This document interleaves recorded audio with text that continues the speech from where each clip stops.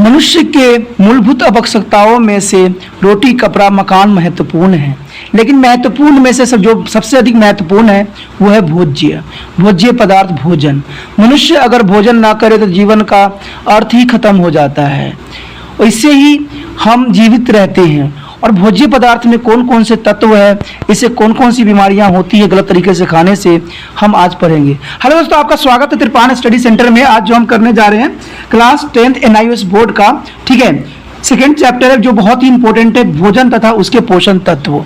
ठीक है, नाम से ही आपको पता लग रहा होगा कि भोजन जो हम आए दिन खाते हैं, ठीक है, और उससे हमें क्या पोषण तत्व मिलती है।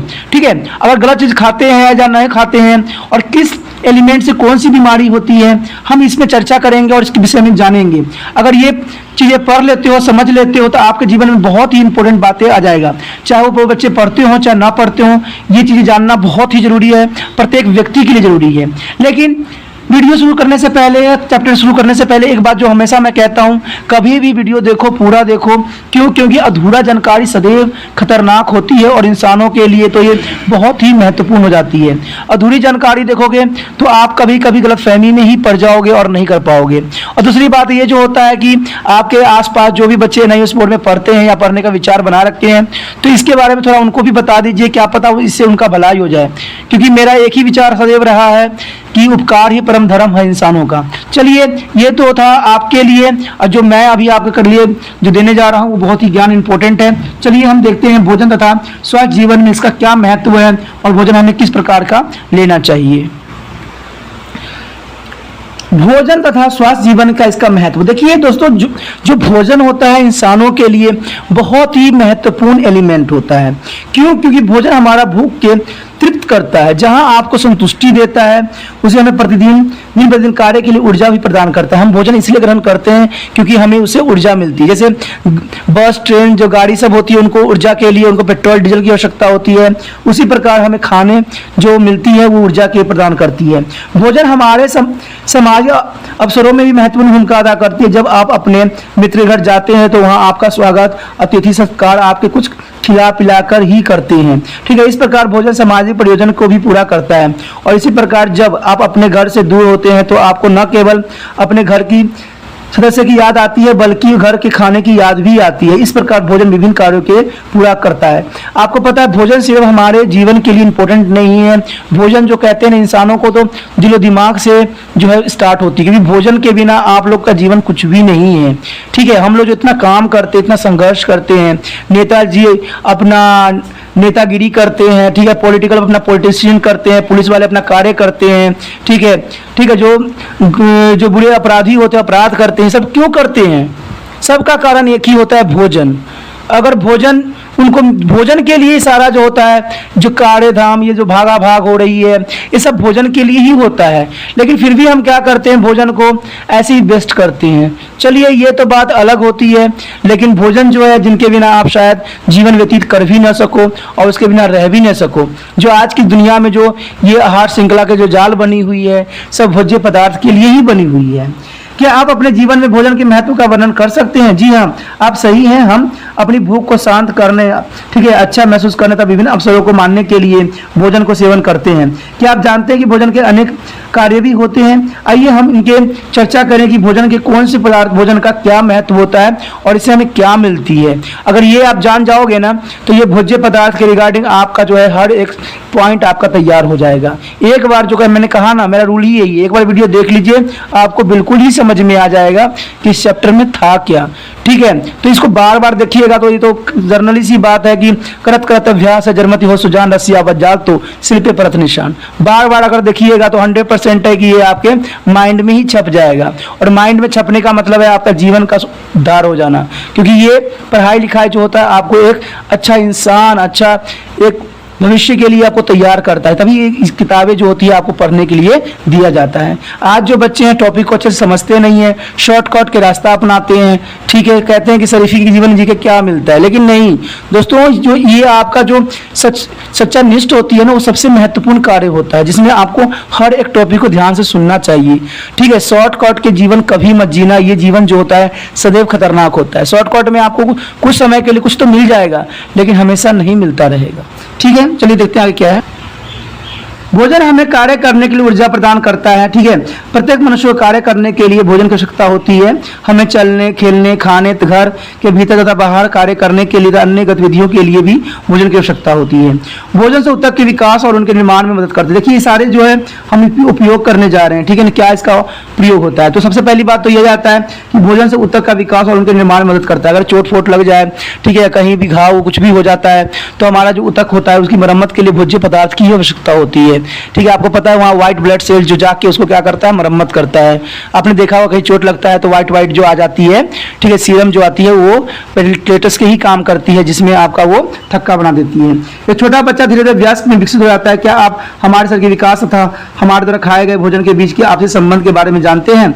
हमारी शरीर हजारों छोटी छोटी कोशिकाओं से बनी होती है। बात इंपॉर्टेंट है कि हमारा शरीर जो है हजारों, ठीक है, छोटी छोटी कोशिकाओं से बना हुआ था, यानी सेल से हमारा बॉडी जो होता है बना हुआ होता है। शरीर के विकास होने के कई नहीं है कोशिकाएं की आवश्यकता होती है। देखिए शरीर जब आपका डेवलपमेंट होती है ना, तो इसमें बहुत तरह की जो है सेल्स की आवश्यकता होती है, इन कोशिकाओं की आवश्यकता होती है।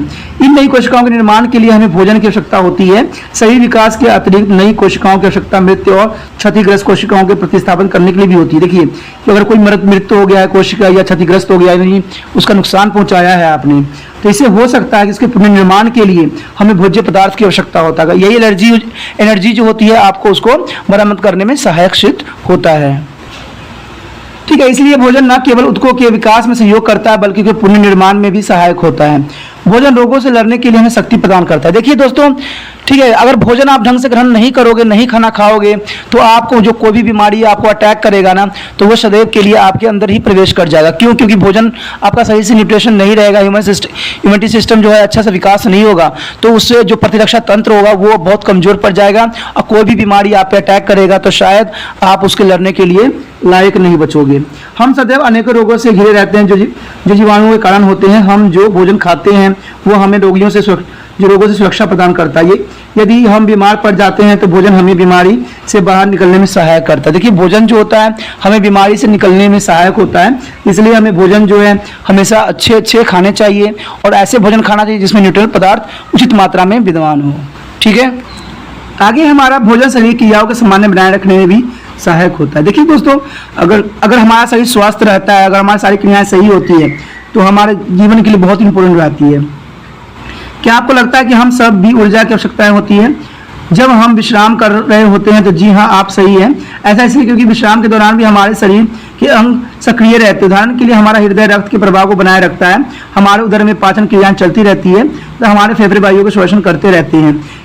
इन अंगों का अपना कार्य सुचारू रूप से करने के लिए ऊर्जा की आवश्यकता होती है और वह ऊर्जा हमें भोजन से ही मिलती है। आपने समझा ही होगा कि अगर हम सोए रहे हैं, ठीक है, तो हमारे बहुत से अंग जो होते हैं क्रिया कर रहे होते हैं, ठीक है। एक होता है ऐच्छिक क्रिया, एक होता है अनैच्छिक क्रिया। ऐच्छिक जो हम अपनी इच्छाओं से करते हैं, ठीक है। अनैच्छिक जो अपने आप होता है, जैसे पाचन हो गया, जैसे आपका सांस लेना हो गया। चलो सांस लोग तो हम कुछ समय के लिए रोक भी सकते हैं, इसलिए दोनों में आ जाता है, ठीक है। लेकिन हृदय की धड़कन को हम रोक नहीं सकते, तो ये अनैच्छिक क्रिया है जिसको हम ना चाह के भी होता रहता है। ऐच्छिक जो हम अपने करते हैं, जैसे कुछ समय के लिए आप क्या करते हो, सांस को रोक लेते हो, तो ये ऐच्छिक क्रियाओं में से आ जाता है, ठीक है। चलना बंद कर देते हो, तो इस तरह से जो होता है भोजन हम चाहे सोए रहें चाहे जागे रहें, हमारे लिए बहुत ही महत्वपूर्ण है सभी ऑर्गन को काम करने के लिए। भोजन हमारे भूख को तृप्त करता है। देखिए ये सब बातें तो एनर्जी के लिए होती है, लेकिन भोजन जो होती है कुछ हद तक हमें तृप्त भी करती है। हम अपनी भूख को तृप्त करने के लिए भोजन करते हैं। भोजन हमें मानसिक और मनोवैज्ञानिक संतुष्टि प्रदान करती है। देखो अगर आप भोजन नहीं खा रहे होते हो तो आप परेशान रहते हो, चिड़चिड़े से रहते हो, लेकिन जैसे आप भोजन ग्रहण कर लेते हो तो आपका मन जो होता है शांत हो जाता है।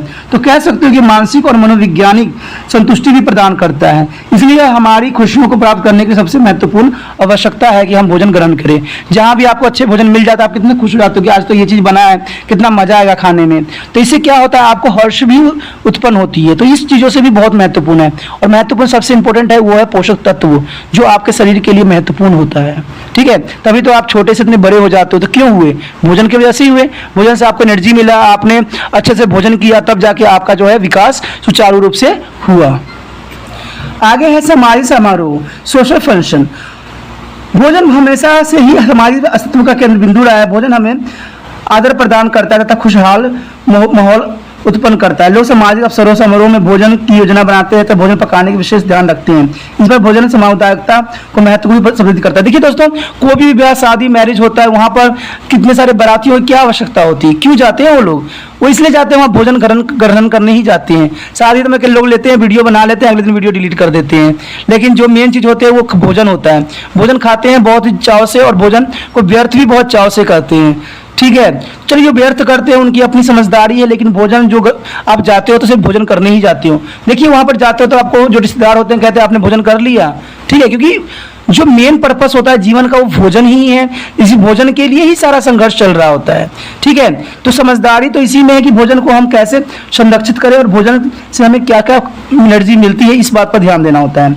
मनोवैज्ञानिक कार्य से जो है साइकोलॉजिकली फंक्शन, देखिए सामाजिक अवसरों के अतिरिक्त भोजन को हमारी भावनात्मक आवश्यकताओं को भी संतुष्ट करना होता है। इस अवसरों से सुरक्षा, प्यार तथा अपनेपन की भावना शामिल है। ठीक है, जाना पहचाना भोजन हमें सुरक्षा की अनुभूति कराता है। शिशु जब माँ का दूध पीता है तो उसे भावनात्मक सुरक्षा की अनुभूति होती है। भोजन संबंधी आवश्यकताओं का अनुमान लगाना तथा उन्हें पूरा करना प्यार स्नेह अपनेपन की अभिव्यक्त कराता है। इसी प्रकार दूसरे के हाथ भोजन बांटना मित्रता और संस्कृतता का प्रदर्शन करता है। देखिए ये जो बहुत ही इंपॉर्टेंट बात आ जाती है कि हमारे लिए भोजन कितना इंपॉर्टेंट है। अब जो टॉपिक हम करने जा रहे हैं दोस्तों बहुत ही इंपॉर्टेंट है, पोषण तथा पोषक तत्व। ये जो है आपके एग्जाम में 100% आएगा, क्योंकि ये बहुत जरूरी है। कि आप आपने कभी सोचा है कि उस भोजन का क्या होता है जब हम खाते हैं, हमें भोजन से ऊर्जा किस प्रकार प्राप्त होती है। ठीक है, अब हम भोजन तथा उसके कार्य के संबंधित विज्ञान की चर्चा करेंगे। हम पोषण के उस विज्ञान के रूप में परिभाषित कर सकते हैं जो हमें बताता है कि शरीर में प्रवेश करने व उसके बाद भोजन का क्या होता है, भोजन का पाचन किस प्रकार होती है तथा शरीर में इसका उपयोग किस प्रकार होता है। एक मनुष्य बच्चे से वयस्क तथा वयस्क के बुजुर्ग किस प्रकार विकसित होती है। देखिए दोस्तों, भोजन जो होता है हमारे लिए, भोजन से सिर्फ हमें पोषक तत्व मिलती है और वो पोषक तत्व बहुत कुछ भी हो सकती है। ठीक है, तो हमें भोजन में जब लेते हैं तो इस बातों के हमें विशेष ध्यान देना चाहिए। ये नहीं कि आपकी तला हुआ चीज है या बहुत ही चटपटा है तो इससे आपको बहुत ही अच्छे पोषक तत्व मिल जाएंगे। ये गलत फहमी में कभी मत रहना। क्यों? क्योंकि भोजन में हमें हर चीज की मात्रा होना बहुत जरूरी है। आप डॉक्टर के पास जाते हो, आपको कोई ना कोई बीमारी हो जाता है तो कारण इसका ये होता है कि आपके बॉडी में उन्हीं तत्व में से कोई एलिमेंट जो था जो आप भोजन के रूप में नहीं ग्रहण कर रहे थे, जिसकी वजह से आपको वो बीमारी हो गया। और डॉक्टर के पास गए, डॉक्टर ने क्या किया, कैल्शियम गोली दिया, विटामिन की गोली दिया और जाके आपको फिर उसके बराबर इक्वल किया, बैलेंस किया, तब जाके आप ठीक हुए। तो आप यहाँ पर बहुत ही गहरी बातें समझ सकते हो कि भोजन जो होता है उसी से हमें एनर्जी मिलती है और उसी से हमें सारे तत्व मिलता है और उन्हीं तत्व के कारण न होने के कारण आप बीमार हो जाते हो और अच्छे खासे मोटा जो रकम होता है डॉक्टर के पास वहां पर विसर्जित करके चले जाते हो। तो यही बात जो है आपको समझना पड़ेगा कि भोजन हमारे लिए कितने महत्वपूर्ण है और भोजन हमें कैसा ग्रहण करना चाहिए और कौन से भोजन को हमें सुचारू रूप से अपने भोज्य पदार्थ में शामिल करना चाहिए। तो ये सारी बातें जो होती है बहुत ही महत्वपूर्ण बन जाती है जो शायद आप लोग नहीं सोचते हो। और आप क्योंकि हम मेरे साथ जुड़ चुके हो तो आप, मैंने कहा ना, आप एक संसारी रूप से एक बेहतर इंसान बनाने की मैं कोशिश करूंगा। ठीक है, इसलिए मैं हमेशा कहता हूं कि त्रिपाण स्टडी सेंटर को आप भलाई के रूप में भी आगे ले जा सकते हो, दूसरे बच्चे को बता सकते हो, क्योंकि इसमें मैंने आपको हर एक बात बताना है जो जीवन के लिए आपके बहुत ही महत्वपूर्ण है। मेरे पास जो बच्चे रहते हैं, जो पढ़ते हैं, उनके जीवन में कभी तकलीफ हो ही नहीं सकता क्योंकि वो हर बात को जानते हैं और समझते हैं। चलिए, जिस भोजन का हम सेवन करते हैं उसमें अनेक रासायनिक तत्व होते हैं। इन रासायनिक तत्वों का पोषक तत्व कहते हैं। क्या कहते हैं हम इसको? जो एलिमेंट होते हैं, जो उसमें केमिकल एलिमेंट्स होते हैं, उनको हम क्या कहते हैं? पोषक तत्व कहते हैं। हम कहते हैं कि पोषक तत्व भोजन में उपस्थित वे अदृश्य घटक है जिनकी आवश्यकता हमें शरीर के स्वस्थ बनाए रखने के लिए होती है। ये सारे जो आपको दिखेंगे नहीं, बट हमारे जब उसमें जब गट में जाती है, जब अतरिया में जाती है तो वहां से वो पाचन अपना अब्जॉर्ब कर लेती है और हमें भोजन से एनर्जी दे देती है। इन पोषक तत्वों के विभिन्न नाम है, ये हमारे शरीर में अनेक कार्य करते हैं। देखिए वो तत्व कौन कौन से हैं। हमारे भोजन पर सामान्य पोषक तत्व जो होता है, सबसे पहले तो अधिक मात्रा में जो हम लेते हैं वो होता है कार्बोहाइड्रेट, उसके बाद प्रोटीन होता है, उसके बाद वसा होता है, उसके बाद विटामिन होते हैं, खनिज, रेशे, पानी। ये सारे चीज जो है हमारे शरीर के लिए बहुत ही महत्वपूर्ण है। ठीक है, इन तत्वों के बारे में आप समझ सकते हो कि इसकी हमारे कितने महत्वपूर्ण हमारे शरीर के लिए होता है। चाहे कार्बोहाइड्रेट हो या प्रोटीन हो, फैट्स हो, विटामिन हो, मिनरल हो, फाइबर हो, वाटर हो, इन्हीं से हमारा शरीर का जो होता है निर्माण होती है, और यही चीज़ें जो होती है हमें स्वस्थ रखने में भी हेल्प करती है। इनमें से कोई भी एलिमेंट अगर आपको कम जाए तो आप बीमार हो जाओगे, ये जर्नल सी बात है। बीमारी के कारण इन्हीं एलिमेंट रीजन बनते हैं, ठीक है। तो आप अभी देखिएगा, अब हम इसके बारे में चर्चा करेंगे कि कौन सा पदार्थ जो है न लेने से हमें कौन सी बीमारी हो सकती है। सबसे पहले जो इंपॉर्टेंट आता है, मैं पहले ही कह दिया था कि कार्बोहाइड्रेट सबसे इंपॉर्टेंट होती है, जो हर एक भोज्य पदार्थ में उपलब्ध होती है। तभी तो इंसानों को अगर शुगर हो जाए तो कभी जाता ही नहीं है। कार्बोहाइड्रेट हमारे शरीर के लिए उतना ही महत्वपूर्ण है जितनी कि एक कार के लिए ईंधन। जिस प्रकार ईंधन से ही कार चलती है, उसी प्रकार कार्बोहाइड्रेट हमारे शरीर की ऊर्जा प्रदान करता है, जो हमारे शरीर के दिन पर दिन क्रियाएं बनाए रखता है। हमारे आहार के कौन सा पदार्थ में कार्बोहाइड्रेट होते हैं? देखिए, आलू, चावल, मिठाई आदि खाद्य पदार्थ में हमें कार्बोहाइड्रेट उचित मात्रा में मिल जाता है। भोज्य शर्करा और स्टार्च में दो प्रकार के कार्बोहाइड्रेट होते हैं, ये याद रखना। एक होता है शर्करा, एक होता है स्टार्च। शर्करा के साधारणतः कार्बोहाइड्रेट भी कहते हैं, इसमें फल, शहद, चीनी, शर्करा कुछ महत्वपूर्ण इसके स्रोत है। ये सारे जो है इनके स्रोत है जिससे हमें ये कार्बोहाइड्रेट प्राप्त होती है, यानी शर्करा हमें मिलती है। स्टार्च जो होती है, स्टार्च में जो है मैक्सिमम स्टार्च को जटिल शर्करा भी कहते हैं। पौधे स्टार्च के रूप में ऊर्जा एकत्र करते हैं। जब हम स्टार्च पौधा उत्पन्न सेवन करते हैं तो हमारी पाचन तंत्र इस स्टार्च को ग्लूकोज में खंडित कर देती है, ठीक है। ये ग्लूकोज रक्त में अवशोषित होकर हमें ऊर्जा प्रदान करती है। रक्त में ये अवशोषित हो जाती है, यानी घुल जाती है और हमें क्या करती है? ऊर्जा देती है। कुछ खाद्य पदार्थ हमारे शरीर में कार्बोहाइड्रेट उपलब्ध कराती है। ये खाद्य पदार्थ होती है अनाज हो गया, आलू हो गया, शकरकंदी हो गया आदि। कुछ खाद्य पदार्थ शर्करा के रूप में कार्बोहाइड्रेट प्रदान करता है, वो उदाहरण है चीनी, शहद, जैम, गुड़ आदि। इनसे हमें ऊर्जा प्राप्त होती है। अब इसमें यह बात है कि कार्बोहाइड्रेट कार्य क्या है और इसका स्रोत क्या है, तो देखते हैं इसका कार्य और स्रोत क्या है। कार्बोहाइड्रेट कार्य क्या आता है? ऊर्जा प्रदान करता है और तृप्त की अनुभूति कराता है, ठीक है। ये जो हमें स्टार्च के स्रोत होते हैं, गेहूँ, चावल, बाजरा, मक्का, आलू, शकरकंद, अरबी आदि इसमें प्रेजेंट होती है। भोजन हमारे भोजन की मात्रा में वृद्धि करती है। ये प्रोटीन को अन्य कार्य के लिए भी छोड़ देती है, ठीक है। भोजन को स्वादिष्ट बनाती है। तो सारे कार्बोहाइड्रेट के वजह से ही होता है, ठीक है। ये तो स्टार्च के स्रोत थे, ये कार्बोहाइड्रेट शर्करा के स्रोत, जैसे चीनी, शहद, गुड़, मिठाई, जैम, मुरब्बा, सारे चीजों में जो होती है शर्करा के स्रोत होते हैं। अब जो हमारा टॉपिक है प्रोटीन, ठीक है। प्रोटीन में देखते हैं क्या हमें प्रोटीन से मिलती है। अगर है प्रोटीन, हमारे शरीर की प्रोटीन की आवश्यकता मांसपेशियों के निर्माण, सक्रिय कोशिका ऊतकों के निर्माण के लिए होती है। हमारे पेशी अंग यहाँ तक कि हमारा रक्त अधिकतम प्रोटीन से ही बने होते हैं। यदि हम अपने आहार में प्रोटीन का सेवन नहीं करेंगे तो हमारी क्षतिग्रस्त कोशिका का पुनर्निर्माण, नई कोशिकाओं का निर्माण नहीं हो पाएगा। और हमारे आहार में प्रोटीन पशु तथा पौधे दोनों सूत्रों से प्राप्त होती है। देखो दोस्तों, हमारा जो डीएनए बना हुआ होता है, ठीक है, वो प्रोटीन से ही बना हुआ होता है, ठीक है। डीएनए जो पार्ट होती है, जो हमारा होती है बॉडी का निर्माण जो होती है, प्रोटीन से ही होता है। प्रोटीन अगर आपके पास नहीं है तो आप बीमार हो, ठीक है, आपका शरीर का विकास नहीं हो पाएगा। तो प्रोटीन जो होती है बहुत ही महत्वपूर्ण, ठीक है, एलिमेंट होती है। पशु स्रोतों से प्राप्त प्रोटीन को पशु प्रोटीन कहते हैं और पौधे से प्राप्त प्रोटीन को हम पौधे प्रोटीन कहते हैं।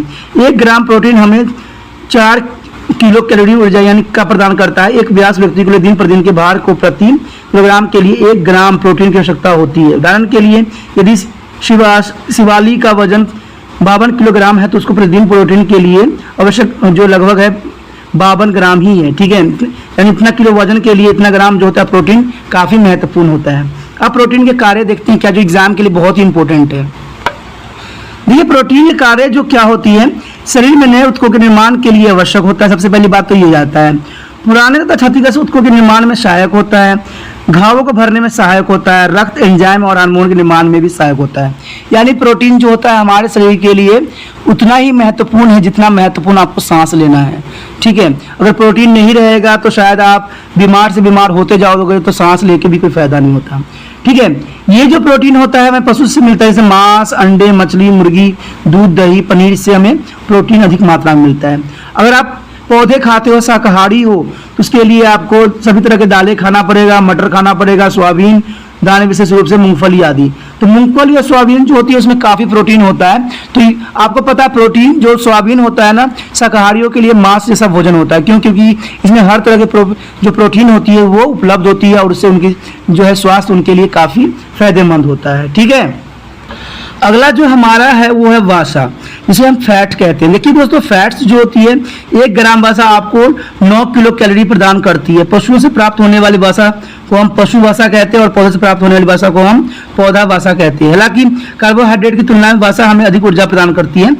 अत्यधिक वसा वाले भोजन का सेवन करने से मोटापे की समस्या उत्पन्न हो जाती है। एक व्यक्ति के दिन केवल 30 ग्राम या 2 छोटे चम्मच वसा की आवश्यकता होती है। क्या आप जानते हैं कि चॉकलेट, बिस्किट, पैकेट, पेस्ट्री आदि में भी वसा होती है। लेकिन दोस्तों, वसा जो होती है बहुत ही इंपॉर्टेंट हमारे बॉडी के लिए तो होती है, लेकिन वसा जो होती है, वसा अधिक लेने से हमें फैट की समस्या जैसी समस्या आ जाती है। आपने देखा होगा कई व्यक्ति जो होते हैं, कई बच्चे जो होते हैं फैट के शिकार हो जाते हैं, काफी मोटे हो जाते हैं, तो उनका गतिविधियां करने में बहुत नुकसान होता है। तो ये हो सकता है कि वो फैट की जिन बनी वस्तुओं का वो काफी सेवन करते हैं, जिसकी वजह से उनके शरीर में फैट जो है जम गया है। और ये फैट अच्छा नहीं होता है हमारे शरीर के लिए, हमारे शरीर के लिए नुकसानदायक ही होता है। तो इसलिए कहते हैं ना कि बाहर की चीजों पर थोड़ा कम सेवन करो तो ही आपके जीवन के लिए अनिवार्य होगा। ठीक है, वसा के जो होता है कुछ हमारे कार्य होते हैं जो एग्जाम के लिए भी उसे भी बहुत काफी इंपॉर्टेंट माने देता है। ठीक है, ऊर्जा प्रदान करता है तथा वसा ऊर्जा के सर्वोत्तम स्रोत है। यह हमारे शरीर के गर्म रखता है। ठीक है, यह वसा में घुलनशील विटामिन जैसे ए, डी, ई तथा के लिए उपयोगी भी सहायक भी होता है। ठीक है, ये वसा में घुलनशील विटामिन के लिए भी इंपॉर्टेंट होता है। यह हमारे शरीर को नाजुक अंगों जैसे कि हृदय, लीवर आदि शरीर के कंकाल और मांसपेशियों को सुरक्षा प्रदान करता है। ठीक है, भोजन की स्वादिष्ट बनाता है। आपने देखा ही होगा वसा का मतलब दोस्तों ये होता है फैट। जो चिपचिपा चीज जो भी आप खाते हो वो सारे के सारे जो होते हैं फैट ही होता है, यानी एक तरह से कहो तो ऑयल। ठीक है, ऑयली चीज जो जितना अधिक खाओगे वो उतना आपका फैट बढ़ेगा। आपने कभी नोट किया होगा कि अगर घर में आपके तले हुए चीज बन जाते हैं, पूरी बन जाते हैं, ठीक है, कचौड़ियाँ बन जाती है, तो आप क्या करते हो, थोड़ा सा खा लेते हो, ठीक है, भरपेट खाते हो, दबा खा लेते हो। लेकिन आपको क्या होता है कि आपको दोपहर की भोजन भी नहीं लगती है और रात में भी खाने में आपको दिक्कत आती है कि आप मुझे खाने का दिल नहीं कर रहा। क्यों? कारण ये है कि फैट जो होती है जल्दी हमारा पाचन नहीं करती है। ठीक है, ये जो होते हैं छोटी आंतड़ी में ना जाकर बड़ी आंतड़ी में जाके वहां पर इसका जो पाचन प्रक्रियाएं होती है वो स्टार्ट होती है, जो कि थोड़ा सा मुश्किल प्रोसेसिंग है। ठीक है, तो ये जल्दी पचती नहीं है और इसका ऊर्जा काफी हद तक होता है। आपने भी देखा था, अभी आपने पढ़ा भी है कि जो वसा होती है वो सिर्फ 30 ग्राम हमें जरूरी है, छोटे चम्मच 2 छोटे चम्मच चाहिए होता है, लेकिन इससे जो होता है 9 किलो प्रदान करती है। यानी 1 ग्राम अगर आप वसा खाते हो ना तो 9 किलो कैलोरी हमें प्रदान करता है, तो जो कि हमारे शरीर के लिए बहुत ही घातक सिद्ध होता है। तभी कहते हैं तला चीजों को थोड़ा से थोड़ा ही कम खाओ जो आपके स्वास्थ्य के लिए अच्छा रहे। ठीक है, लेकिन बंदे जो होते हैं तले हुए देख के उनके मुंह में लालच आती है, वो हद से अधिक खा जाते हैं। लेकिन वो जो चीजें होती है या तो लूज मोशन का शिकार बना देता है या आपको मोटापा को बढ़ा देता है। तो ये बहुत ही जरूरी है। देखिए, अगर किसी के वसा होता है तो वसा हमें ऊर्जा प्रदान भी करता है, तो जरूरी भी होती है, लेकिन इतना अधिक जरूरी नहीं होती जितनी हमें चाहिए। आप कुछ चीजें कहते हैं ना, अगर किसी चीज को दवाई की तरह खाओगे तो दवाई तरह ही लगेगा, और किसी को अगर दवाई से अधिक पियोगे तो वो आपको नशा ही देगा। तो ये बात की आपके समझ होगा। ठीक है, अगला पदार्थ जो है हमारा खनिज मिनरल। खनिज सभी शरीर ऊतक तथा सरल में उपस्थित होते हैं। कैल्शियम तथा फास्फोरस जैसे खनिज हड्डियों तथा दांतों में पाए जाते हैं। ठीक है, लो ये खनिज है जो रक्त में लाल पिगमेंट अथवा हीमोग्लोबिन में पाया जाता है। ठीक है, मिनरल की वजह से ही जो होता है आपको हीमोग्लोबिन पाए जाते हैं, रक्त लाल में पिगमेंट दिखाई देता है। भोजन में खनिज लवणों के रूप में ये विद्यमान रहता है। शरीर कैल्शियम तथा पोटाशियम बड़ी मात्रा में उपस्थित रहते हैं, विशेष रूप से हड्डियों और दांतों में इन्हें मैक्रो और प्रमुख खनिज कहा जाता है। ठीक है, हमारे शरीर में लोह तथा आयोडीन कम मात्रा में पाया जाता है, इसलिए इन्हें सूक्ष्म खनिज भी कहा जाता है। ठीक है, हमारे खनिज 2 तरह से होते हैं, एक वृत्तीय और एक सूक्ष्म होते हैं। ठीक है, इसके बारे में हम बाद में चर्चा करेंगे। 10 वर्षीय अजय और 8 वर्षीय उसकी बहन ने अपनी माँ से पूछा कि उन्हें अधिक दूध पीने की और हरी सब्जी खाने क्यों कहती है। माँ ने उन्हें उनकी बचपन की फोटोग्राफ दिखाया और बच्चे अपने बचपन की फोटो देखकर आश्चर्यचकित रह गए। उन्होंने अपनी माँ से पूछा कि वे अब इतने लंबे और बड़े कैसे हो गए हैं। आपकी माँ ने बताया कि दूध और हरी सब्जियां खाने के कारण इतने बड़े हुए हैं। तो जर्नल से ही बात है कि अगर हम भोजन सही मात्रा में नहीं लेंगे तो हमारे शरीर का विकास नहीं होगा, हमारी हड्डियों का मजबूत नहीं होगा, हमारे हड्डियों में विकास नहीं होगा, तो आप बड़े कैसे रहोगे, हमेशा छोटे के छोटे रह जाओगे। ठीक है, तो दूध और हरी सब्जी ऐसा क्या है जिनमें अजय और प्रियंका के विकास में मदद मिली। क्या आपने कभी सोचा है कि खनिज हमारे शरीर की क्या भूमिका अदा करती है। चलिए देख लेते हैं कि जो हम खनिज के कार्य देखते हैं क्या क्या होता है। देखिए, शरीर का विकास करना और हड्डियों को शक्ति प्रदान करना खनिज का ही काम होता है। ठीक है, शरीर में पानी का समूह बनाए रखना भी इसी का काम है और मांसपेशियों का संकुचन भी इसी का कार्य है। तंत्रिका का कार्य प्रणाली के सामान्य रखना और आवश्यकता पड़ने पर रक्त का बहाव को रोकना सारे खनिज पदार्थ का ही काम होता है। और इसमें आपने देख सकते हो कि दूध जो होती है इसमें महत्वपूर्ण होती है। उसके बाद हरी सब्जियां, जो भी हरी सब्जियां आपको मिलती है, सब में जो होता है खनिज उचित मात्रा में विद्यमान होती है। अगला जो है हमारा कैल्शियम। ये सभी हम सभी को अपने दैनिक आहार में कैल्शियम की आवश्यकता होती है, क्योंकि हमारे शरीर का निर्माण कार्य करता है। अब देखिए कैल्शियम का कार्य क्या होता है।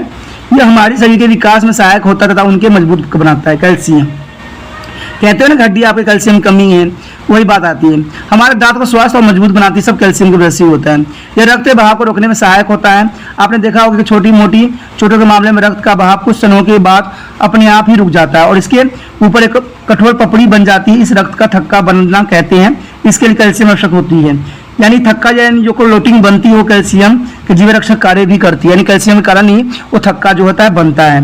यह मांसपेशियों को गतिशील बनाए रखने में भी सहायक होता है। तो इस तरह से जो है कैल्शियम हमारे लिए बहुत ही इंपॉर्टेंट स्रोत बन जाता है। बचपन में स्तन विकास के लिए बड़ी मात्रा में कैल्शियम की आवश्यकता होती है। एक गर्भवती महिलाओं को भी अपने भ्रूण के विकास के लिए अतिरिक्त कैल्शियम की आवश्यकता होती है।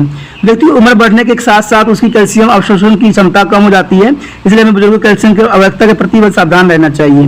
देखिए ये जो कैल्शियम होती है कहाँ से प्राप्त हो सकती है। दूध तथा इसके उत्पाद जैसे पनीर, दही, लस्सी, छाछ आदि कैल्शियम के स्वच्छ उत्तम स्रोत है। ठीक है, हरी सब्जियां जैसे पालक, मेथी की पत्ता, हरी धनिया भी कैल्शियम के अच्छे स्रोत माने जा सकते हैं। तो इस तरह से जो होता है कैल्शियम का हमारे जीवन के लिए महत्वपूर्ण है। उसके बाद लोह पदार्थ। देखिए लोहा क्या होता है, कार्य। देखिए लोहा आप कह सकते हो आयरन। आयरन इसका मतलब ये नहीं होता दोस्तों कि लोहा का हम बात कर रहे हैं, लोह खनिज पदार्थों की बात कर रहे हैं। जो अब देखिए क्या होता है इसका कार्य। लोहा एक बहुत ही महत्वपूर्ण खनिज है। हमारे रक्त में हीमोग्लोबिन नामक यौगिक के निर्माण के लिए आवश्यक होता है। अगर आपके पास लोह, जैसे आपने देखा होगा कि कोई डॉक्टर जो होता है गर्भवती महिलाओं के आयरन की गोली देते हैं। आयरन का मतलब ही लोह तत्व होता है। क्यों? क्योंकि इससे क्या होता है, हीमोग्लोबिन बनती है और हीमोग्लोबिन बनाने में सहायक होता है, यानी खून बनने में। तो गर्भवती महिलाओं के लिए खून की आवश्यकता बहुत ही अधिक होती है उसके बच्चे को पोषण के लिए, जो ऑक्सीजन को शरीर के सभी भागों तक पहुंचाने में सहायक होता है। क्या आप जानते हैं कि किशोर अवस्था यानी 10 से 19 वर्ष की आयु में शरीर में लोह तत्व की आवश्यकता बढ़ जाती है। लोहे की आवश्यकता विशेष रूप से लड़कियों में बढ़ जाती है। हमें लोहे से भरपूर भोजन को अपने आहार में अवश्य ही शामिल करना चाहिए। और लोह तत्व जो होता है, जैसे आप देख सकते हो, इन्हीं पदार्थों में उचित मात्रा में विद्यमान होती है। लोह पदार्थ के स्रोत होते हैं, सबसे पहले तो आपको पता ही है, हरे पत्तेदार सब्जियां जैसे पालक, सरसों के पत्तियां, मेथी, पुदीना आदि, इसमें बहुत ही जो लोह पदार्थ होते हैं। ठीक है, साबुत अनार तथा फलियां में भी होती है। पशु के लीवर, कलेजी, गुर्दा, अंडे की जर्दी आदि सब में होती है। गुड़ में सबसे अच्छा माना जाता है। खजूर और अनार में भी इसकी प्रचुर मात्रा होती है उपलब्ध। ठीक है, उसके बाद तो दोस्तों है आयोडीन। ठीक है, हम अपने मस्तिष्क कार्य प्रणाली सुचारू रूप बनाए रखने तथा शरीर के विकास के लिए आयोडीन की आवश्यकता होती है। आपको पता है ना, हम कहते हैं जो बच्चे आयोडीन नहीं लेते वो मंदबुद्धि हो जाती है। तो आयोडीन हमारे शरीर के लिए बहुत ही महत्वपूर्ण स्रोत माना जाता है और मस्तिष्क के विकास के लिए। आयोडीन कमी के कारण बौनेपन की समस्या उत्पन्न हो सकती है। इसका देखिए कार्य क्या होता है। आयोडीन की आवश्यकता हमें शरीर के थायराइड ग्रंथि के सुचारू कार्य प्रणाली के लिए होती है। थायराइड ग्रंथि आपको पता ही है, किसी को घींगा हो जाती है, गले बड़ा सा हो जाता है, तो वो आयोडीन की कमी के कारण ही होता है। ये बात हमेशा याद रखना। ठीक है, स्रोत जो होती है इसमें समुद्री भोजन जैसे मछली, समुद्री अपतित, ठीक है, मछलियों में बहुत ही आयोडीन होती है। आयोडीन युक्त मिट्टी में उगने वाले पौधे, आयोडीन युक्त नमक। ठीक है, तो नमक जो है सबसे इंपॉर्टेंट हो जाती है। ठीक है, उसके बाद जो हमारा टॉपिक है विटामिन। अब विटामिन का भी अपना हमारे शरीर में महत्वपूर्ण स्थान होता है। विटामिन की आवश्यकता हमें अपने आहार में बहुत कम मात्रा में होती है, किंतु हमारे शरीर के सुचारू कार्य प्रणाली के लिए अत्यंत महत्वपूर्ण होता है। विटामिन का निर्माण शरीर के भीतर नहीं होता है, इसलिए हमें उन्हें भोजन के रूप में ही ग्रहण करना पड़ता है। यानी हमारे शरीर में इसका निर्माण नहीं होता, इसलिए हमें भोजन के रूप में ही इसको प्राप्त करना होता है। विटामिनों को वसा और पानी में उनकी घुलनशीलता के आधार पर 2 श्रेणियों में बांटा गया है। आप याद रखना, ये बहुत इंपॉर्टेंट क्वेश्चन है कि बासा घुलनशील विटामिन, ये बासा में घुलनशील होते हैं, हम पहले ही पढ़ चुके हैं। ADE-K होता है, यानी ADE-K होता है, एग्जाम के लिए बहुत इंपॉर्टेंट है, पहले बता रहा हूं मैं। बासा घुलनशील विटामिन जो होती है वो होता है ADE-K। ठीक है, और जल घुलनशील विटामिन होता है जिसमें आप कह सकते हो विटामिन बी और विटामिन बी और विटामिन सी जो बासा में घुलनशील होते हैं और जल में घुलनशील होते हैं विटामिन। ये बहुत ही इंपॉर्टेंट क्वेश्चन बन जाता है। ठीक है, चलिए देखते हैं थोड़ा सा इसका कार्य क्या है। सबसे पहले तो हम देख लेते हैं कि जो भाषा से विटामिन ए का क्या होता है कार्य? अच्छी दृष्टि विशेष रूप से कम प्रकाश में देखने वालों के लिए बहुत जरूरी होती है। हमारे त्वचा को स्वास्थ्य रखने के लिए भी जरूरी होती है। सामान्य वृद्धि और विकास के लिए भी आवश्यक होती है। संक्रमण से प्रतिरक्षा उपलब्ध कराती है। देखिए सारा मैंने कहा था ना कि भोज्य पदार्थ में ही हमारा जीवन रक्षक बातें छुपी होती है। ये सूत्र जो होते हैं सब्जी, फल, दूध, पनीर, अंडे, जर्दी, मक्खन, घी, लीवर, हरी पत्तियां, ये सारे में पाया जाता है। इससे देखिए अभाव से क्या होता है, हमें नाइट ब्लाइंडनेस हो जाता है, यानी हमें रात्रि का अंधापन हो जाता है। ठीक है, उसके बाद आपका आता है विटामिन डी। यह दांतों तथा हड्डियों को मजबूत बनाए रखने के लिए कैल्शियम तथा फास्फोरस जैसे खनिज के साथ मिलकर कार्य करता है। ठीक है, ये जो है मुख्य रूप से आपको तेल युक्त यानी मछली, दूध, पनीर, मक्खन, घी आदि हमारे सही विटामिन डी की निर्माण करता है जब हमारी त्वचा सूर्य प्रकाश के संपर्क में आती है। देखिए बच्चों में जो रिक्टस तथा वयस्कों में जो अस्ट्रोसिया होती है, इन्हीं के कारण होता है, विटामिन डी की वजह से होता है। अस्ट्रोफोर्सिस भी इसी रीजन होती है। तो मैंने कहा था ना, अगर आप भोजन नहीं सही ग्रहण करोगे तो आपको बीमारियां भी कई तरह की इन्हीं भोजन के पोषण तत्व के कारण न लेने की वजह से ही होता है। तो ये बहुत ही महत्वपूर्ण हो जाता है। ठीक है, उसके बाद दोस्तों ये है कि उत्कों में नष्ट होने से बचाता है तथा ये एंटीऑक्सीडेंट होती है, यानी इसमें साबुत दाल या अनाज बहुत इंपॉर्टेंट रहता है। ये रक्त की जमा प्रक्रिया के लिए बहुत ही आवश्यक होता है, जिसमें हरी पत्तेदार सब्जी की आवश्यकता होती है। देखिए इसमें जो होता है विटामिनोसिस नाम की बीमारियां होने की चांसेस इसमें बहुत बढ़ जाती है। ठीक है, शरीर को ऊर्जा प्राप्त करने में सहायक होता है ये। ठीक है, शरीर के पाचन तंत्र में स्वास्थ्य बनाए रखता है। तो ये इसमें मैक्सिमम होती है, वो अनाज होती है, साबुत दालें होते हैं, गेहूं, चावल आदि इसमें मुख्य होती है। ठीक है, तो इससे हमें जो है ये हम कमियों को दूर कर सकते हैं। ठीक है, उसके बाद जो है शरीर की ऊर्जा प्राप्त करने में सहायक होता है, शरीर के पाचन तंत्र को स्वास्थ्य बनाए रखता है। इसमें अनाज, साबुत दालें, गेहूं, चावल आदि सम्मिलित होती है। ठीक है, इसकी कमी की वजह से स्कीवी नाम के रोग हो सकता है जो कि बहुत ही भयानक होती है।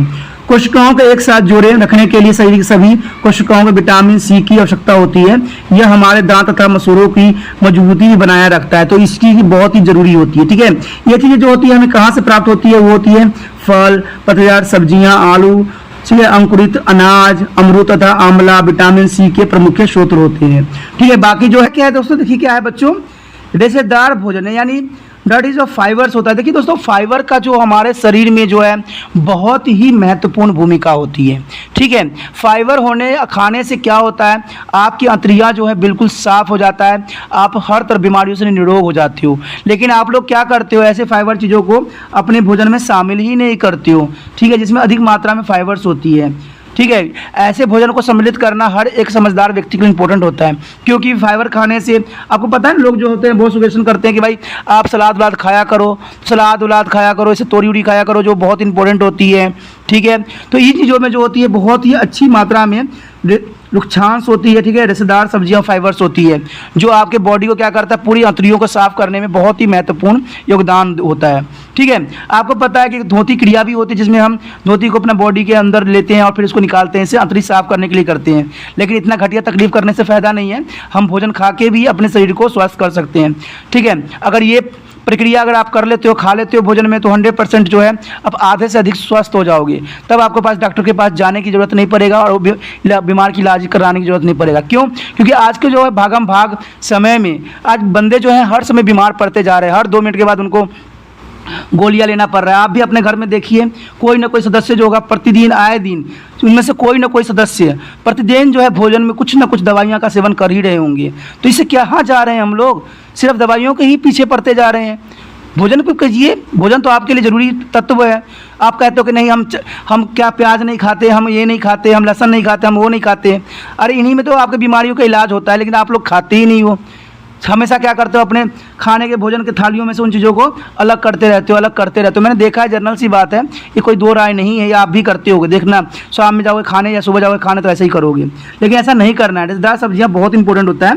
देखो श्रुति की दादी एक चुस्त तथा खुश मिजाज बुजुर्ग है, किंतु वह काफ़ी बेचैन है क्योंकि उन्हें पिछले 3 दिनों से सोच नहीं किया जा रहा है। ठीक है, देखिए सबसे बड़ा प्रॉब्लम क्या होता है, फाइबर न लेने से सोच नहीं होता है। ठीक है, और सोच जिसके नहीं होता है, यानी वो अच्छे से उनका पेट साफ नहीं होता है, तो बीमारी 100% है उसके अंदर होगा, ये याद रखना हमेशा। उन्हें महसूस किया कि पिछले 3 दिनों से उन्होंने पर्याप्त मात्रा में ताज़े फल या सब्जियां आदि पानी का सेवन नहीं किया है। ताज़े फल तथा सब्जियां रेशे होते हैं जो हमें कब्ज से बचाता है। देखिए दोस्तों, कब्ज जो होता है सभी बीमारियों का मेन कारण होता है। पेट साफ, आपका शरीर साफ। पेट साफ नहीं तो हर तरह की बीमारियां आपके अंदर होगा ही। रेशेदार भोजन रुक्षांश यानी रफेज कहते हैं, मैंने कहा था ना इसे रुक्षांश कहते हैं या रफेज, कभी कभी एग्जाम में आ जाता है। तो रेशेदार सब्जियों को ही हम क्या कहते हैं, रुक्षांश या रफेज भी कहते हैं। यह भोजन में उपस्थित अपर्याप्त कार्बोहाइड्रेट है, जैसे केवल पदार्थों स्रोत से ही प्राप्त होते हैं, जैसे साबुत गेहूं का आटा, दलिया, फल जैसे अमरूद, सेब, अनानास, केले, साबुत दालें जैसे लोबिया, राजमा, काले चने, सब्जी जैसे मटर, फलियां, गाजर, पत्ते गोभी, हरदार पत्तेदार सब्जियां इनमें ही पाया जाता है। ठीक है, खाद्य पदार्थ को जब हम प्रकृत किया जाता है तो उन्हें रेशे, विटामिन और खनिज नष्ट हो जाते हैं। उदाहरण के लिए पॉलिश रहित चावल से पॉलिश युक्त चावल की तुलना में अधिक रेशे होती हैं। देखिए, अगर आप चावल में पॉलिश कर देते हो तो उनके रेशे जो होते हैं ख़त्म हो जाते हैं, इसलिए बिना पॉलिश के चावल लो, जिससे आपका जो है रेशे की जो मात्रा है वो बनता रहे और आपको बीमारियों से छुटकारा मिलता रहे। ठीक है, क्या आप कुछ अन्य उदाहरण बता सकते हैं? हमसे अधिकतम लोग हर रोज़ गेहूं आटा अवश्य ही खाते होंगे। प्राय लोग इस आटे को पहले छानते हैं और फिर उसकी रोटी बनाते हैं। इस प्रक्रिया में गेहूं की भूसी निकल जाती है, जिसमें रेशे प्रचुर मात्रा में होती है। इससे आटे में रेशे की मात्रा कम हो जाती है। फलों और सब्जियों के छिलके भी अधिक मात्रा में रेशे होते हैं। देखिए दोस्तों, जैसा कि आप यहाँ पर पढ़ रहे हो, समझ रहे हो, बात समझ में आया आपको? हम क्या करते हैं, जब आटा रोटी बनाने जाते हैं तो हम क्या करते हैं, उसकी भूसी को छान देते हैं। लेकिन आप यहीं पे सबसे बड़ी गलती कर रहे हो। वो भूसे जो होते हैं ना, वही आपको फाइबर का काम करता है। फल जो आप खाते हो तो क्या करते हो, छिलके उतार देते हो पूरे ही पूरे। दोस्तों, यही तो होता है फाइबर, जिसको आप उतार के फेंक देते हो। आप उसको अच्छे से धो लो, अच्छे से रगड़ लो और ऐसे ही खाओ, क्योंकि जो छिलके होते हैं उसी में तो रेशे होते हैं, और उसी रेशे को आप क्या करते हो, छील के हटा देते हो। तो फाइबर ही तो आपके बॉडी से ख़त्म हो रहा है। ठीक है, देखते हो जब आप आटा रोटी बनाने जाते, देखना शाम में जब मम्मी आटा बनाने जाएगी तो क्या करेगी, उसमें से सारे जो फाइबर है उसको निकाल के परे मार देगी। ठीक है, चन्नी लेगी, उसको छान देगी और सारे के सारे फाइबर ख़त्म हो जाएगा। तो वो कहोगे कि भाई मैं तो फाइबर खा ही रहा हूँ। अभी मैं पढ़ा होगा कि आपको आटा, दलिया, ठीक है, सेब, अनाज, केला, तो आपने ये सोचा होगा कि मैं तो भाई सारा कुछ खाता हूँ तो मुझे सारा फाइबर मिलता है। लेकिन ऐसा नहीं है। फाइबर चीज़ को तो आप पहले ही नष्ट कर देते हो, छिलके उतार देते हो। ठीक है, क्या करते हो, आटे के भूसी निकाल देते हो। तो इससे आपके जितने भी फाइबर की मात्रा होती है वो ख़त्म हो जाती है, और आपका जो होता है कब्ज़ की शिकायत बनी रहती है, जिसकी वजह से आप आए दिन बीमार रहते हो। ठीक है, और आए दिन आपको कोई ना कोई रोग जो होता है सताता रहता है, और आप अच्छा खासा जो जाके डॉक्टर के पास दवाई के पैसे दे के आ जाते हो। दोस्तों, पढ़ाई लिखाई का मतलब सिर्फ ये नहीं होता है कि हम ले 20, 50, 60, 70 नंबर ले लें और हम खुश हो जाएं। पढ़ाई लिखाई का मतलब सिर्फ एक ही होता है, आपको जागरूक बनाना, आपको समझाना, और आप अपने जीवन को जो है सुंदर से सुंदर बना लेना। पढ़ाई का मतलब दोस्तों यही होता है, पढ़ने का मतलब ही यही होता है। ठीक है, जैसे हमारे शरीर में अनेक अनिवार्य कार्य करते हैं, यह हमारे मल को शुद्धता और सुगंधता उपलब्ध कराते हैं, जिससे वह हमारे शरीर से आसानी से बाहर निकल जाती है, जिससे हम बीमारी से मुक्त हो जाते हैं। रेशेयुक्त भोजन को अधिक चबाने की आवश्यकता होती है, और इस प्रकार इसमें संतृप्त और सतर अधिक होती है। ठीक है, अत्यधिक रेशे वाले आहार का सेवन करने से निम्नलिखित रोगों से खतरा नहीं रहता। देखिए, कब्ज कभी भी आपको नहीं होगा, और लार्जर इंस्टान का कैंसर नहीं होगा आपको बीमारी। डायबिटीज़ जो सबसे अधिक लोगों को होता रहता है, आप देखते हो डायबिटीज़ से हर लोग परेशान है, शुगर की बीमारी से हर लोग परेशान है। अरे बीमारी तो आपने खुद पाला है, आपने अपने घरों में ला के ऐसे सब्जियां लाते हो, फल लाते हो, भाई फल को छीलो अच्छे से तब देना परोसना, लेकिन आपको पता नहीं, आपने मेन चीज़ को ही आपने गायब कर दिया। तो मधुमेह तो होगा, डायबिटीज़ तो होगा। आज आपको बता दूं सच्चाई, एक सच्चाई ये है कि आज प्रत्येक घर में एक डायबिटीज़ की बीमारी ज़रूर मिलेगा आपको, और ये जो होती है मैक्सिमम वृद्ध लोगों को अधिक होती है। क्यों? क्योंकि उनको फल टूटता नहीं है, वो कहते हैं छील के दो, ये करके दो, छिलके उतार के। अरे भाई उसी में तो फाइबर होता है। आटा जो पिसवा के लाते हो तो क्या करते हो, उसको जो उसकी चुन्नी होती है, उसकी जो फाइबर वाला चीज़ होती है, छान देते हो, हटवा देते हो। तो सब कुछ तो आपने पहले ही अपने पैर पे खुद ही कुल्हाड़ी मार चुकी हो, और कहते हो कि हमारी हम सब चीज़ सेवन तो करते हैं, तो बीमारी तो आएगी आएगी दोस्तों। ठीक है, तो सबसे बड़ा बीमारी आज के समय में जो है वो है डायबिटीज़। जब डायबिटीज़ सताता तो सताता ही है, लेकिन उसके बाद मोटापा भी आपके पीछा कभी नहीं छोड़ता। तो मोटापा जो है, जो वृद्ध लोग हो जाते हैं उनको मोटापा भी काफ़ी आ जाती है। ठीक है, तो इन बीमारियों से छुटकारा पाने का सबसे बड़ा तरीका जो है आसान यही है, और इसके बाद कोई तरीका नहीं है। देखिए, प्राकृतिक रूप से अपने शरीर को स्वस्थ रखना चाहते हो तो इस चैप्टर को अच्छे से समझ लो, आपके सारे तकलीफ ही दूर हो जाएगा। और अगर आप अपने जीवन में उसको सुचारू रूप से लागू कर लिया तो समझिए आप जीवन में कभी बीमार पड़ोगे ही नहीं। ठीक है, तो ये बहुत चीज़ इंपॉर्टेंट है। आगे देखते हैं हमारा अगला जो है मिनरल्स क्या है। अगला दोस्तों जो है हमारा पानी। पानी तो आपको पता ही है, कि लोगों को 7-8 गिलास जो है प्रतिदिन पीना चाहिए, लेकिन हम लोग क्या करते हैं 1 गिलास 2 गिलास पी लेते हैं और अपने आप को सोचते हैं कि हम स्वस्थ हैं। ऐसा कुछ नहीं होता दोस्तों। मोहन की माँ जून के महीने में किसी काम से जयपुर राजस्थान जा रही थी। उन्होंने दोपहर का भोजन पैक करते समय पानी की 2 बोतल अपने साथ रख ली। मोहन ने अपनी माँ से पूछा कि आप पानी की बोतल साथ क्यों ले जा रहे हो? तो माँ ने मोहन से क्या कहा कि समझाया कि गर्मियों के मौसम में हमारे शरीर में काफ़ी पसीना आता है और इसके कारण शरीर में पानी कमी होने लगता है। पानी की इस कमी को पूरा करने के लिए हमें प्रचुर मात्रा में जल की सेवन करना चाहिए। शरीर में पानी की आवश्यकता को लस्सी, फलों के रस आदि से पूरा किया जा सकता है। दूसरी ओर सर्दियों के मौसम में हमारे शरीर की पानी कम आवश्यक होती है। अब मोहन समझ गया था कि मौसम के अनुसार हमारे शरीर में पानी की आवश्यकता बदलती रहती है और इस पर एक व्यक्ति जो है प्रतिदिन 8 से 10 गिलास पानी पीना चाहिए, जो जर्नल होती है। नॉर्मली बंदों के लिए जो होता है 8 से 10 गिलास बहुत ही महत्वपूर्ण होता है। पानी पोषक तत्व नहीं होता है, इसके बावजूद यह हमारे शरीर के लिए अत्यंत महत्वपूर्ण होता है। देखिए पानी में तो कोई महत्वपूर्ण तत्व होती नहीं है, लेकिन फिर भी हमारे शरीर के लिए बहुत जरूरी है। हमारे शरीर में जो है आपको पीएच की वैल्यू को बैलेंस करने के लिए वाटर जो होती है इज मोस्ट इंपॉर्टेंट एलिमेंट। ठीक है, ये सभी शारीरिक द्रव्य का एक घटक होती है, नहीं सारे घटकों को यही सुचारू रूप से चलाती है। ठीक है, यह भोजन को पचाने में सहायक होता है और भोजन को प्राप्त पोषक तत्वों को शरीर की विभिन्न कोशिकाओं तक पहुंचाता है। यह मूत्र के रूप में हमारे शरीर से अपशिष्ट उत्पाद से बाहर निकलने में हमें सहायक करता है। यानी अगर पानी की मात्रा अगर हमें कम जाए तो हो सकता है कि आप बीमार पड़ जाओ, क्योंकि इसी की वजह से तो डॉक्टर जो होता है आए दिन आपको ग्लूकोज की बोतल चढ़ाता रहता है। देखते हो, लेता है और आपके नसों में सुई घोंप देता है और आपको ग्लूकोज की पानी चढ़ा देता है। क्यों? क्योंकि आपने पानी तो है मुंह से तो पिया नहीं है आपने, तो उसको कहीं ना कहीं से तो डालना ही पड़ेगा ना, तो नस के थ्रू आपको डाल देता है। ठीक है, और उसमें कुछ भी नहीं होता, सिर्फ ग्लूकोज होता है, पानी ही होती है।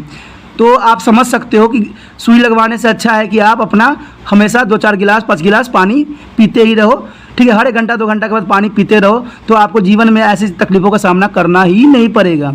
ठीक है, कहते हैं ना समझदार बनना ही सबसे परम धर्म होता है, बहुत इंपॉर्टेंट होती है। आगे जो हम करने जा रहे हैं पोषक तत्व की कमी से होने वाले रोग। जो आप पोषक तत्व नहीं लेते हो तो उससे कौन कौन सी बीमारियां होती है, इसके विषय में हम यहाँ पर चर्चा करेंगे। ठीक है, और समझेंगे कि कौन तत्व न लेने से हमें कौन से शरीर में बीमारी होती है। देखो, गीतिका अपना वजन कम करना चाहती है और इसलिए वह सुबह अपना भोजन नहीं करती है। आपके अध्यापिका की शिकायत है कि गीतिका कक्षा में ध्यान लगाकर पढ़ाई नहीं करती है और एक दिन सुबह की असेंबली के दौरान वह बेहोश होकर गिर गई।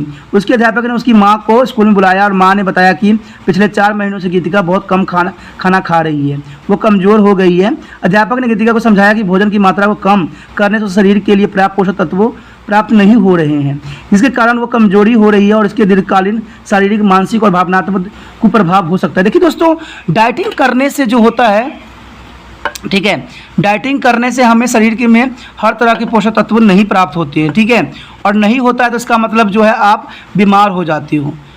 तो ये बातें बहुत ही महत्वपूर्ण हो जाता है। देखिए गीतिका जो थी वो बार बार बेहोश हो रही थी स्कूलों में, कारण इसका क्या था? क्योंकि वो भोजन में क्या डाइट करने लग गई, अपने आप को पतली करने लग गई। लेकिन इस चक्कर में उसने ये भूल गई कि उसको जो खा रही थी खाना, उसमें से बहुत से एलिमेंट जो थे गायब हो गए, जिसकी वजह से क्या हुआ, वो बीमार होने लगी। उसकी शारीरिक, मानसिक और भावनात्मक कुप्रभाव होते चला गया और वो बीमार हो गई। ना तो उसको पढ़ाई में मन लगने लगा, ना ही उसको शरीर स्वस्थ रहने लगा और बार बार वो चक्कर खा के वो गिर रही थी। तो आप समझ सकते हो ना कि शारीरिक प्रभाव में कितना इंपॉर्टेंट होता है पोषक तत्वों का। ठीक है, अब गीतिका स्वस्थ रहने के लिए पोषक आहार को महत्व को समझ गई। वह जान गई कि हमें स्वास्थ्य बनाए रखने के लिए प्रत्येक पोषक तत्व की विशेष भूमिका होती है। जैसे मैं हमेशा कहता हूँ, हमारे शरीर के लिए हर एलिमेंट का अपना एक महत्वपूर्ण भूमिका होती है। यदि आप इन पोषक तत्वों को अपने आहार में सम्मिलित नहीं करते हैं तो आप जानते हैं कि क्या होगा। जी हाँ, आप सही हैं, आपका शरीर सही प्रकार से कार्य नहीं करेगा और आप बीमार पड़ जाओगे। रोचक बात यह है कि यदि आप इन पोषक तत्वों को अपने आहार में लेना पुण्य आरंभ कर देते हो तो इसके प्रभाव से उत्पन्न रोगों को लक्षण भी समाप्त होने लग जाती है। ठीक है, तभी मैंने कहा था ना कि अगर कोई भी शरीर में कोई भी एलिमेंट कमी हो जाए तो 100% है कि आप बीमार हो जाओगे, और बीमार हो गए तो डॉक्टर के अच्छे खासे पैसे वहाँ पर जमा करने पड़ेंगे। इसलिए जमा करने से अच्छा है कि आप भोजन को अपने जीवन का सही रास्ता बना लो। यही कारण है कि इस प्रकार के रोगों को पोषक अभाव यानी हम कैसे डेफिशिएंसी डिसीज कहते हैं, यानी पोषक अभाव रोग कहते हैं। यह अभाव हमारे दैनिक आहार में विशिष्ट पोषक तत्व की कमी या अनुपस्थिति के कारण उत्पन्न होती है। पोषण अभाव रोग वह स्थिति है जो हमारे शरीर में तब उत्पन्न होती है जब हमारे दैनिक आहार में एक विशेष प्रकार के पोषक तत्व की कमी लंबे समय तक रहती है, यानी आप काफ़ी समय तक उस पोषक तत्व को नहीं लिया है। प्राय इसी कमी के दूर किया जा सकता है यदि ठीक है, भावित पोषक तत्व का शीघ्र ही पता लगाकर उसे रोगियों को आहार में शामिल कर दिया जाए, तो हो सकता है कि वो इस बीमारी से बच सके। बच्चे और बुजुर्गों के पोषण अभाव रोगों को संभावना अधिक होती है। आइए हम सामान्य पोषक तत्वों के कुछ बारे में चर्चा करते हैं। पहला जो है हमारा है प्रोटीन ऊर्जा कुपोषण, यानी प्रोटीन एनर्जी माल न्यूट्रिशन। जो प्रोटीन से होने वाली कौन कौन सी बीमारियां होती हैं उसके बारे में हम यहाँ चर्चा करेंगे। भोजन में लंबे समय तक प्रोटीन की अनुपस्थिति के कारण प्रोटीन ऊर्जा कुपोषण नामक बीमारी हो जाती है। याद रखना, PEM, इसे हम कहते हैं PEM, प्रोटीन ऊर्जा कुपोषण। एग्जाम के व्यू से बहुत ही इंपॉर्टेंट है, ठीक है। हमारे देश में यह रोग गरीब तथा सुविधाविहीन समुदाय के बच्चों में व्यापक रूप से देखा जा सकता है। जब बच्चे इस रोग से पीड़ित होते हैं तो उनके शरीर में रोगों से लड़ने की क्षमता कम हो जाती है, जिसके कारण उन्हें दस्त और अन्य संक्रमण होने की खतरा बढ़ जाती है। देखिए दोस्तों, प्रोटीन न मिलने की वजह से हम कहते हैं हमारा देश जो है क्यों भूखा मरेगा, लेकिन आपको शायद नहीं मालूम है बहुत से बच्चे जो हैं भूखे रह जाते हैं, उनके पर्याप्त मात्रा में उनको भोजन उपलब्ध नहीं हो पाता है, ठीक है। तो सरकार तो यही कहती है कि हम विकसित राष्ट्र बना रहे हैं, लेकिन विकसित कभी होता ही नहीं है, ठीक है, ये विकासशील ही रह जाता है। तो इसमें क्या है कि हर जगह जो है भूखमरी, ठीक है, रहती है। आप समझ सकते हो कि बच्चों के भोजन में अगर इन पोषक तत्व की मात्रा अपसेंट रहेगी तो कैसे वो स्वस्थ हो सकते हैं, जनरल सी बात है। प्रोटीन ऊर्जा कुपोषण दो कारण से होते हैं। देखिए, जैसे आप देख सकते हो चित्र में भी इस बच्चे का कैसी हालत हो रखी है। जब प्रोटीन की मात्रा कम होने और कार्बोहाइड्रेट से मिलने वाली ऊर्जा पर्याप्त मात्रा हो तो इस स्थिति को हम क्विसियोकोर यानी क्विसोकोर्स कहते हैं। इस पोषण अभाव के रोगों के कारण बच्चे का पेट मटके की तरह विकसित हो जाता है, यानी पेट जो होता है बहुत बाहर निकल जाता है, ठीक है। तो ये बीमारी जो होता है बच्चों में अधिक देखने को मिलता है। अगला बीमारी जो है हमारा क्या है, आप देख ही सकते हो इस बच्चे को कैसी हालत है। ऐसे बच्चे आपको आम देखने को मिल जाएंगे। इसका कारण क्या है, जब लंबे समय तक प्रोटीन और ऊर्जा दोनों की कमी रहती है तो इस स्थिति में पैदा होने वाले रोग को मरमस कहते हैं। इस दोनों की परिस्थिति में बच्चे का विकास रुक जाता है और वह अपनी पुण्य क्षमता में विकसित नहीं हो पाता है, जैसा उसका विकास होना चाहिए उस तरह से जिसका बच्चे का विकास नहीं होता, और वो उसकी हड्डियाँ जो होता है दिखने लग जाता है पूरे बॉडी में, ठीक है। अगला देख सकते हो आप, जब बच्चे के आहार में कार्बोहाइड्रेट की कमी हो जाती है तो उसका वजन कम होने लगता है और वह कमज़ोर होने लगता है। एक अन्य प्रकार का कुपोषण है जो अत्यधिक कैलोरी का सेवन। यदि व्यक्ति अपने आहार में कार्बोहाइड्रेट का सेवन अधिक मात्रा में करता है तो वह मोटा हो जाता है, जैसे इसमें दिखाया गया है। संपर्क परिवार में अधिकतर इस स्थिति को देखा जा सकता है। शहरी क्षेत्रों में यह समस्या तेजी से बढ़ जाती है क्योंकि वहाँ अधिक से अधिक लोग निष्क्रिय तथा अभिशील जीवन शैली जी रहे होते हैं। देखिए, ऐसा बीमारी तब होता है जब बच्चे अधिक मात्रा में इन चीज़ों का ग्रहण कर लेता है। मैंने कहा ना, अधिक मात्रा में ग्रहण करना, कम मात्रा में ग्रहण करना, दोनों ही बीमारी का सबसे बड़ा कारण बन जाता है। इसलिए हमें हर चीज़ों को बैलेंस लेना चाहिए जो हमारे शरीर के स्वास्थ्य के लिए एक महत्वपूर्ण होती है, ठीक है। आगे है विटामिन ए की कमी। देखिए, विटामिन ए की कमी से कौन सी बीमारी होती है। विटामिन ए की कमी से मुख्य रूप से बच्चों में पाई जाती है। गर्भवती महिलाओं में भी इसी कमी हो जाती है, ठीक है। विटामिन ए शरीर के बढ़ोतरी और विकास के लिए जरूरी होती है। इसकी कमी से शरीर का विकास रुक जाता है। विटामिन ए की कमी से आंखों की पुतली सफ़ेद हिस्से, ठीक है, सूखापन आना शुरू हो जाता है। लंबे समय तक इसकी कमी के कारण आंखों के इस हिस्से में सिकुड़न आने लग जाती है। यहाँ तक कि आंखों के कणिका यानी काले हिस्से अथवा पुतली में भी धुंधलापन आने लगता है। ऐसी स्थिति में आंखों में अंधापन भी आ सकता है। कम रोशनी में बच्चों को देखने में परेशानी होने लगती है और इस स्थिति में सुधार के लिए भोजन में अधिक मात्रा में विटामिन ए लेना आरंभ करना देना चाहिए। आपको यह जानकर दुख होगा कि भारत में विटामिन ए कमी से हर वर्ष, ठीक है, 40,000 बच्चे नेत्रहीन हो रहे हैं। देखिए दोस्तों, ये कोई आम बात नहीं है, ठीक है। विटामिन ए की कमी से देखिए 40,000 बच्चे जो होता है हर वर्ष, ठीक है, नेत्रहीन हो रहे हैं। तो आप समझ सकते हो कि हम आज किस विकासशील या विकसित देश में हम रहते हैं जहाँ पर ऐसे हालत बच्चों का है, ठीक है। ठीक है, उसके बाद है लोह तत्व की कमी यानी एनीमिया। एनीमिया के जो है बच्चे बहुत शिकार होते हैं। लोह तत्व की कमी से होने वाले रोग एनीमिया, ठीक है, हमारे देश में होने वाले दूसरी सबसे बड़ी पोषण संबंधी समस्या है। ये रोग अभी आयु समूह के महिलाओं और बच्चों में पाया जाता है। ये हमेशा महिलाएं और बच्चे में ही पाया जाता है क्योंकि महिलाएं जो है हमेशा डाइट करती रहती है अपने आप को पतली दिखाने के चक्कर में, तो उनमें एनीमिया जैसी बीमारियां रह गया जाता है। बच्चा जो होता है खाने से दूर भागता है तो उनको ये बीमारी, यानी दोनों जो होते हैं बहुत महान कैटेगरी के होते हैं। महिलाएं तो अपने फिगर के चक्कर में पड़े रहते हैं और बच्चे जो हैं वो खाने से बचने के चक्कर में पड़े रहते हैं क्योंकि उनको बाहर की चीज़ें बहुत पसंद आती है। दोनों को ही हमेशा एनीमिया नाम की बीमारी जो होता है ग्रसित तो रहते ही रहते हैं, ठीक है। इसका मुख्य कारण यही होता है कि आहार में लोह तत्व वाले पदार्थ शामिल न किया जाना तथा उनका कम सेवन करना। बड़े बच्चे तथा वयस्कों में पेट से कीड़े को होना, यानी बच्चों के पेट में कीड़े भी हो सकते हैं या वयस्क भी हो सकते हैं। तो ये एनीमिया, वो खून जो होते हैं कीड़े पी जाते हैं जिसकी वजह से उनको जो होता है खून की कमी बनी रहती है। प्रसूति के समय अथवा किसी दुर्घटना के कारण अधिक मात्रा में रक्त बहने लग जाता है, तो इस वजह से भी एनीमिया के शिकार वो हो जाते हैं। आपने पहले पढ़ा है कि हीमोग्लोबिन के निर्माण के लिए लोह तत्व की आवश्यकता होती है। लोहे तत्व के अथवा अर्थात एनीमिया में खून में हीमोग्लोबिन की मात्रा कम हो जाती है, जिससे कोशिकाओं को मिलने वाली ऑक्सीजन की मात्रा घट जाती है। ऐसे होने पर आप हर समय आलस और थकान महसूस करते लगते हैं, इसलिए आपको अपनी पूरी क्षमता से काम नहीं कर पाते। आपने देखा ही होगा बहुत से महिलाएं ये कहती है कि भाई मैं थक जाती हूँ, मेरे थकावट महसूस होता है, मुझे आलसी लगता है और बार बार उनको नींद आता है। तो इसका कारण सबसे बड़ा दोस्तों यही है कि वो उनके खून की कमी है, एनीमिया के शिकार हो चुके हैं वो। ठीक है, बच्चे जो है बार बार सोते रहते हैं, ठीक है, कोई काम करने नहीं था, या आप भी पढ़ाई में ध्यान नहीं दे रहे हो, ठीक है, आपको बार बार नींद आ रही है, तो सबका कारण यही है कि आप इस बीमारी को शिकार हो चुके हो। तो इसको बचो, और इसको बचने का तरीका यही है कि सुबह शाम जो है पर्याप्त मात्रा में भोजन ग्रहण करो, जिससे आपका जीवन जो है खुशहाल हो जाए। ठीक है, आगे है विटामिन बी यानी कॉम्प्लेक्स की कमी। भोजन में विटामिन की बी की मात्रा कम होने से रोग के लक्षण दिखने लग जाते हैं। इसके आम लक्षण मुंह का पकना हो जाता है, देखते हो मुंह में छाले पड़ जाते हैं, अक्सर सभी को आप देखते होगे, तो उनके विटामिन बी की कमी ही है। ठीक है, कॉम्प्लेक्सेस की कमी होती है, यानी मुंह में उनके छाले बने रहते हैं। ठीक है, जीभ के छाले रहते हैं बने हुए, जीभ के लाल होना, मुंह के किनारे कटना आदि। तो ऐसे देखिए ये आम होती है, देखना आप किसी भी आप क्षेत्र में जाओ ऐसे दिख जाएगा, तो विटामिन बी की कमी से होता है। मुंह का पकना, जीभ के छाले पड़ना, जीभ का लाल होना इनका कारण बन जाता है। कई बार इनके साथ साथ दस्त और पेचिश के लक्षण भी दिखाई देने लगते हैं। इसमें व्यक्तियों को भूख नहीं लगता है और उसे भोजन पचाने में मुश्किल होने लगती है। पहले यह रोग बेरी नाम से जाना जाता था, यानी पहले इसको बेरी नाम से जाना जाता था। ठीक है, और यह विशेष रूप से उन स्थानों पर होता है जहां पॉलिश किए हुए चावल खाते हैं, यानी पॉलिश किए हुए चावल जो होता है सबसे अधिक खतरनाक होता है। ठीक है, अब यह रोग दिखाई नहीं देता है। सफ़ेद चावल के स्थान पर अब ब्राउन चावल का सेवन करने से इस रोग का निवारण किया जा सकता है, यानी वाइट चावल की जगह पर आप अगर ब्राउन चावल खाते हो तो हो सकता है कि इस बीमारी से आपका छुटकारा मिल जाए। उसके बाद है विटामिन सी की कमी। विटामिन सी की कमी मुख्य रूप से दालें, फलों और सब्जियों में के ना खाने से होती है। ठीक है, देखिए दोस्तों, फलों और सब्जी जो बंदे नहीं खाते हैं तो विटामिन सी की कमी रहती है। इस रोग को स्कीवी कहते हैं, ये रोग जो नाम है स्कीवी कहते हैं। इसे हमारे मसूड़े, दांत, आंत, हड्डियां कमज़ोर पड़ जाती है, मसूड़े फूलने लगते हैं और उनमें से खून निकलने लगते हैं। घाव भी जल्दी नहीं भरते हैं। इसका एकमात्र उपाय यह है कि भोजन में ताज़े फलों और सब्जियों की मात्रा बढ़ा दें। तो मैंने कहा ना, सब बीमारी कारण आपके खाना खाने की वजह से ही होता है। तो ये तो आप खुद ही समझदार हो, पढ़ने के बाद आप जरूर समझदार बन जाओगे, ये मेरा विश्वास है। ठीक है, उसके बाद है आयोडीन की कमी के विकार। ठीक है, आयोडीन से भी बहुत ही बीमारी होती है, पहले हमने कर लिया है।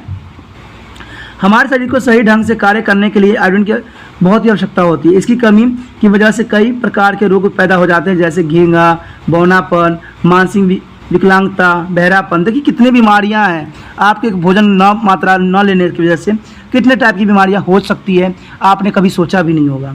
घेंगा अथवा गलगंड आमतौर पर किशोरों, युवाओं और स्कूल के बच्चों को देखा जाता है। इस रोग से पुरुष की अपेक्षा महिलाएं अधिक प्रभावित होती है। महिलाएं प्रभावित तो होगी, जनरल सी बात है। महिलाओं में जो पतले बनने का जो चाव बनी रहती है, तो बीमारी तो भी होगी। ठीक है, बौनापन, जन्म, गंभीर मानसिक उत्पीड़न पूर्व आयोडीन की भारी कमी के कारण होती है। देखते हो दोस्तों, आज जो होती है महिलाएं बहुत ही 5 फुट से अधिक लंबी होती ही नहीं है। कारण यही है ना सबसे बड़ा। अरे भाई पतला होने के क्या करोगे, आप 5 फुट के ही रहेगा तो कितना अच्छा लगता है कि 5 फुट के ही हो या 4 फुट के होते हो। कारण यही होता है, पतलेपन के कारण वो क्या करते हैं, बहुत से एलिमेंट जो होता है जो हमारे शरीर की ग्रोथ के लिए ज़रूरी होता है वो सेवन करना बंद कर देते हैं। भारत कुछ इलाकों में घेंगा मुख्य रूप से देखा जा सकता है। इसमें हिमालय के तटीय क्षेत्र में काफ़ी रहती है, क्योंकि इन क्षेत्रों में काफ़ी मात्रा में बाढ़ अधिक आती है। लेकिन यह हाल के सर्वेक्षण में पता चला है कि आंध्र प्रदेश, मध्य प्रदेश, महाराष्ट्र, बिहार, गुजरात और केरल भी घेंगा रोग से काफ़ी प्रभावित हैं। इस समस्या का एकमात्र समाधान है आयोडीन युक्त नमक का सेवन। इसी वजह से सरकार ने गैर आयोडीन युक्त नमक को प्रतिबंधित कर दिया है, जो कि बहुत ज़रूरी भी था और इसे हमें रखना चाहिए। हमें याद ये बात रखना जरूर चाहिए कि आयोडीन नमक की वायुरोधी डिब्बों में रखना चाहिए ताकि उसका आयोडीन निकल ना सके। आयोडीन नमक में पकाए जाने वाले भोजन को ढककर रखना चाहिए, जिससे कि आयोडीन की कमी न हो और बच्चे जो हों स्वास्थ्य और मानसिक रूप से अच्छे हों। ठीक है, उसके बाद दोस्तों है कि भोजन में विविधता की आवश्यकता। देखिए दोस्तों, आप जो भोजन लेते हो बच्चों, भोजन की बातों पे बहुत ही ध्यान रखना कि जब आप भोजन में पाए जाने वाले विभिन्न पोषक तत्वों के शरीर में अनेक कार्य के बारे में भली भांति जान चुके होंगे। आप जान भी चुके हो और समझ भी गए हो। आप यह भी समझ चुके हो कि इस पोषक तत्व की कमी के कारण क्या होता है। आपको स्वस्थ रहने के लिए क्या करना चाहिए, आपको ऐसा भोजन करना चाहिए जिसमें सभी पोषक तत्व विद्यमान हों। आपने देखा कि कोई भी एक ऐसा पदार्थ नहीं है जो सभी पोषक तत्व दे सकें। इसलिए आपको चाहिए कि भोजन में विविध लाएं, जिससे कि आपके शरीर की आवश्यकता पोषक तत्व प्राप्त हो सके और आप पोषक तत्व की कमी से होने वाले रोगों से दूर हो सके। तो आपको पता ही है ना, इसमें बात क्लियर सही कहा गया है कि हो सकता है कि जो चीज़ों को आप इग्नोर कर रहे हो, नहीं खा रहे हो, उन्हीं में उन पोषक तत्व की बीमारी का आपका इलाज हो। ठीक है, अगर आप देखोगे ना, पहले के समय में जो हुआ करता था, वैद्य जो होता था, मैक्सिमम कोई व्यक्ति बीमार होता था तो उसको खाने पीने की चीज़ों पर परहेज़ करने के लिए कहता था। लेकिन आजकल के जो डॉक्टर होते हैं वो कहते हैं कोई बात नहीं, जो मर्जी खाओ पियो, लेकिन उनको ये नहीं पता है कि मॉडर्न ज़माना है तो गलत तरीके बता रहे हैं। ठीक है, आपको पता है कि भोजन अगर कोई बीमारी है, अगर भोजन में कुछ इंस्ट्रक्शन लगा दें, कोई रोक लगा दें, तो हम बहुत सी चीज़ों से बीमारी छुटकारा पा लेंगे। ये जो है डॉक्टर ही सलाह दे सकते हैं। जब भी आप डॉक्टर के पास जाएं तो ये ज़रूर पूछ ले कि भाई हमें क्या खाना चाहिए और क्या नहीं खाना चाहिए। और जो डॉक्टर ये बात ना बता पाएगी कोई क्या आपको खाना चाहिए क्या नहीं खाना चाहिए, गलत बताता है, तो समझ जाइए कि डॉक्टर की फर्जी डॉक्टर ही है। ठीक है, उसने भी नकल करके ही पास किया है। क्योंकि डॉक्टर की ये बात नॉलेज होना चाहिए कि पहले के समय में जो वैद्य होते थे वो बताते थे कि भाई आपको ये नहीं खाना चाहिए, आपको दलिया खाना चाहिए, आपको ये चीज़ें खाओगे तो ये बीमारी होता है। ठीक है, कोई बहुत सी चीज़ें जो होती है हमारे शरीर के लिए, स्वास्थ्य के लिए सही नहीं रहता और उसको बीमारी में खाएंगे तो हमारा बीमारी और बढ़ जाएगा। तो जो डॉक्टर अच्छे डॉक्टर होते हैं उनका सबसे बड़ा तो यही होता है, सलाह मशवरा देना चाहिए कि हमें भोजन जो है उसको हम किस तरह से हमारे शरीर में रखना चाहिए और कौन चीज़ों को जो है हमारे लिए ज़रूरी पोषण तत्व रहती है। तो ये बातें बहुत ही इंपॉर्टेंट रखता है। ठीक है, चलिए देखते हैं आगे टॉपिक हमारा क्या है। अगला टॉपिक जो है हमारा क्या है दोस्तों, ये है पोषण और स्वास्थ्य में अंतर संबंध। देखिए पोषण और स्वास्थ्य में क्या अंतर है। पोषण संबंध जानकारी होने से आपको यह समझने में सहायता मिलती है कि शरीर की स्वास्थ्य रखने के लिए किस पोषक तत्व की कितनी मात्रा में लेना आवश्यक होता है। विश्व स्वास्थ्य संगठन WHO ने यह बात कहा था कि स्वास्थ्य की परिभाषा, देखिए दोस्तों ये एग्जाम में 100% आता है कि स्वास्थ्य की परिभाषा WHO की रिगार्डिंग क्या है। उसने बताया था कि पूर्ण शारीरिक, मानसिक तथा सामाजिक स्वास्थ्य की स्थिति को न कि सिर्फ बीमारियों से मुक्त, इस प्रकार के सही ढंग से स्वस्थ व्यक्ति वही है जो न सिर्फ सही तरीके से भोजन ग्रहण करता है बल्कि मानसिक और शारीरिक रूप से भी स्वस्थ रहता है। यानी कह सकते हो कि ये हमारा जो है वर्ल्ड हेल्थ ऑर्गेनाइजेशन की परिभाषा है। ठीक है, चाहे कह सकते हो कि वो व्यक्ति जो अपनी मानसिक, शारीरिक और सामाजिक रूप से स्वस्थ होते हैं वो बिल्कुल ही पुण्य शारीरिक स्वस्थ होते हैं, उसे स्वस्थ कहते हैं। स्वस्थ का परिभाषा ही होता है जो व्यक्ति मानसिक, सामाजिक, शारीरिक तौर से स्वस्थ हो उसे स्वस्थ कहा जाता है। ठीक है, तो ये WHO ने भी इसका परिभाषित किया है। ठीक है, अगर हम यहाँ पर संतुलित आहार आ जाता है कि संतुलित आहार किसे कहते हैं, तो याद रखना जिसमें सभी पोषक तत्व उचित मात्रा में, जैसे कि कार्बोहाइड्रेट, विटामिन, खनिज, मिनरल्स, पानी, ठीक है, सारे चीज़ उपलब्ध हो उसे हम संतुलित आहार कहते हैं। ये WHO ने भी यही परिभाषा दिया है जो मैं भी बता रहा हूँ। तो ये चीज़ें जो है काफ़ी महत्वपूर्ण हो जाती है आप लोगों के लिए। तो याद रखना कि WHO ने क्या परिभाषा दिया है दोस्तों, ध्यान से, शारीरिक, मानसिक और सामाजिक तौर पे जो स्वस्थ होते हैं उन्हें स्वस्थ व्यक्ति कहा जाता है। किससे? ठीक है, फिजिकली, ठीक है, मेंटली एंड सोशली जो फिट होते हैं, it mean to the healthy. ठीक है, इसका मतलब हेल्दी का मतलब ये नहीं कि बंदा चल रहा है फिर रहा है तो हेल्दी है, नहीं, उसको फिजिकली भी होना चाहिए, ठीक है, मनोवैज्ञानिक भी होना चाहिए और सामाजिक भी होना चाहिए कि समाज में भी उसका सही बातचीत और विचारधारा हो, तब जाके वो जो है मानसिक रूप से वो संतुलित होगा। तो हमने जो इसमें चैप्टर में कार्बोहाइड्रेट, प्रोटीन, वसा, विटामिन और खनिज के बारे में सब कुछ पढ़ा। ठीक है, आप कह सकते हो कि अगर एक बात आपको एक बात समझा दूं कि इन सब का जो पोषक तत्व होता है मैक्सिमम जो होती है, आपको पता है दूध को माना जाता है। दूध जो होता है हमारा संतुलित आहार कहलाता है दूध। क्यों? क्योंकि दूध में आप देखोगे कि हर एलिमेंट जो हो, चाहे कार्बोहाइड्रेट हो, प्रोटीन हो, वसा हो, विटामिन हो, खनिज हो, सभी पाए जाते हैं। ठीक है, दूध और अंडे को सबसे इम्पोर्टेंट आहार माना गया है। क्यों? क्योंकि इसमें सारे चीज़ जो होती है उचित मात्रा में विद्यमान होती है। दूध तो सबसे बड़ा कहा जाता है क्योंकि दूध ही, आप पता है, जब बच्चे जन्म लेते हैं तो दूध ही पीते हैं और दूध से ही इनका स्वास्थ्य जो होता है बना रहता है। तो ये चीज़ें जो है हमारे लिए बहुत इंपॉर्टेंट है। आप समझ गए होंगे कि ये चैप्टर हमारे लिए क्यों इंपॉर्टेंट था और मैंने कैसे समझाया है। अगर आपने इसको अच्छे से समझ लिया, सोच लिया, तो आपके जीवन में बहुत इफेक्ट पड़ेगा, आप कभी बीमार हो ही नहीं सकते। ठीक है दोस्तों, आपने जो त्रिपाण स्टडी सेंटर के साथ जो व्यतीत किया है समय, ये समय बहुत ही इंपॉर्टेंट था, बहुत इंपॉर्टेंट था। इसलिए त्रिपाण स्टडी सेंटर आपके हमेशा आभारी रहेगा। और अगर आपको आभार व्यक्त करना है तो इस वीडियो को जितना हो सके अपने दोस्तों में, अपनी गली मोहल्ले में शेयर करो, तभी त्रिपाण स्टडी का आप शुक्रिया अदा कर पाओगे समझाने के लिए। ठीक है, आपने जो समय व्यतीत किया धन्यवाद दोस्तों। आप अपना ध्यान रखना और त्रिपाण स्टडी के साथ हमेशा जुड़े रहना, जिससे आपको हर क्लास के बारे में आपको इन्फॉर्मेशन मिलती रहे, चाहे वो 10th क्लास हो, 9th हो, 8th हो, ठीक है, चाहे वो BA हो। ये त्रिपाण स्टडी सेंटर हमेशा आपके सेवा में अग्रसर रहेगा। ठीक है, ओके दोस्तों, अपना ध्यान रखना। Okay, bye.